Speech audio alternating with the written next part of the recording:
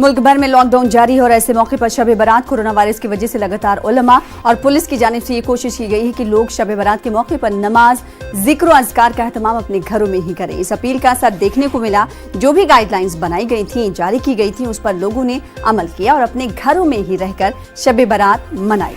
दिल्ली के हालात मामूल के मुताबिक रहे। डीसीपी संजय भाटिया ने कहा कि लोगों का मुकम्मल ताउन रहा।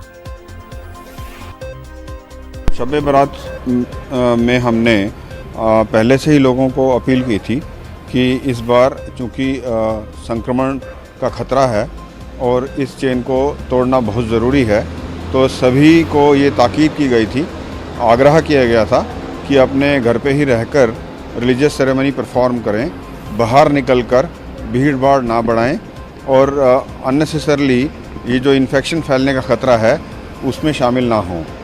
लोगों ने हमारी बात मानी है, रिलीजियस लीडर्स की बात मानी है।